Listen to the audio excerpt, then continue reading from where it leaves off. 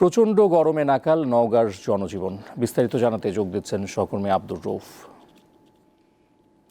রৌফ, নওগাঁয় আজ তাপমাত্রা কত রেকর্ড করা হয়েছে, আর গরমে একজন কৃষি শ্রমিকের মৃত্যু হয়েছে, সে বিষয়ে চিকিৎসক কি জানিয়েছেন?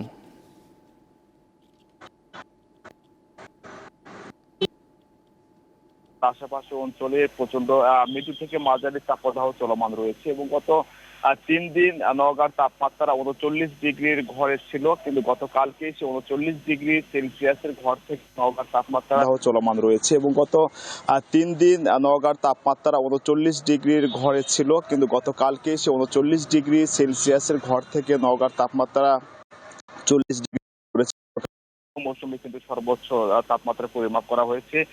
এর ফাঁকে আপনাকে আরেকটা কথা জানিয়ে রাখি যে গতকালকে একজন কৃষি শ্রমিক এই হিট স্ট্রোকে মারা গেছে। এই দিয়ে কিন্তু মোট আপনার নওগাঁতে 2জন কৃষি শ্রমিক ও একজন মাদ্রাসা শিক্ষক হিট স্ট্রোকে মারা যাওয়ার ঘটনা ঘটেছে এবং এমন এই যে চলমান যে তীব্র তাপদাহ, এতে করে জনজীবন মানে চরম খারাপ অবস্থার মধ্যে বর্তমানে রয়েছে। বিশেষ করে শ্রমজীবী যারা রয়েছে, যারা হচ্ছে আপনার দিনে আপনার মাঠে ঘাটে কাজ করে, এইসব মানুষরা কিন্তু প্রচন্ড জীবনের ঝুঁকি নিয়ে তারা মাঠে কাজ করছে। এছাড়া কিন্তু আপনার বিভিন্ন জায়গাতে আমরা দেখেছি আপনার হচ্ছে বিভিন্ন যে ভ্যান চালক রয়েছে, রিক্সা চালক, অটো চালক রয়েছে, এদের মাঝে কিন্তু আপনার হচ্ছে খাবার, স্যালাইন আর বিশুদ্ধ পানি সরবরাহ করে। এবং আজকেও কিন্তু নওগাঁ 6 আসনের এমপি অ্যাডভোকেট ওমর ফারুক সুমন রায়নগর উপজেলা বাস স্ট্যান্ড এলাকায় বিভিন্ন শ্রমজীবী মানুষের মাঝে কিন্তু আপনার হচ্ছে পানি এবং বিশুদ্ধ পানি সরবরাহ করে। এবং আজকেও কিন্তু নওগাঁ 6 আসনের এমপি অ্যাডভোকেট ওমর ফারুক সুমন রায়নগর উপজেলা বাস স্ট্যান্ড এলাকায় বিভিন্ন শ্রমজীবী মানুষের মাঝে কিন্তু আপনার পানি এবং এই তাপদাহের যে ধারাবাহিক সেটা অব্যাহত থাকার সম্ভাবনা রয়েছে এবং বৃহস্পতিবারে যে বৃষ্টি হওয়ার সম্ভাবনা রয়েছে, সেই বৃষ্টির যদি বৃষ্টি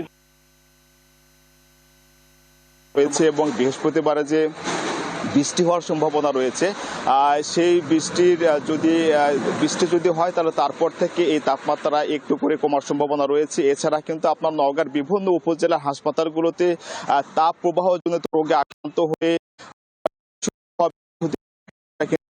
তাৎক্ষণিকভাবে বিভিন্ন উপজেলার যে চিকিৎসকরা রয়েছে তাদেরকে এই তাপ প্রবাহের কারণে রোগী ভাবে আপনার হচ্ছে ভালো চিকিৎসা সেবা প্রদানের জন্য নির্দেশনা দেওয়া হয়েছে, এরকম জানিয়েছে। তো এই ছিল নওগাঁ থেকে তাপদাহ নিয়ে আমার কাছে থাকা সর্বশেষ তথ্য। তাপদাহে নওগাঁর পরিস্থিতি সম্পর্কে জানাচ্ছিলেন সহকর্মী আব্দুর রৌফ।